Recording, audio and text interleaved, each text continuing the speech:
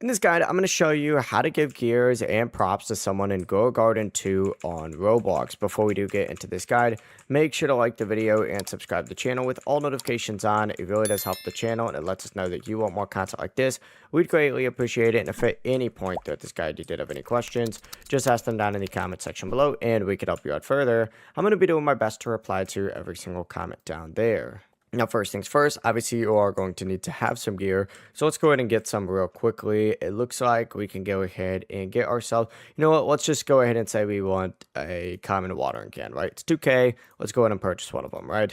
Once you go ahead and have your gear, you need to make your way over to your garden and you need to find the little mailbox option right here. Go ahead and select it. And once you open up this mailbox, choose whoever it is that you want to send that gear to.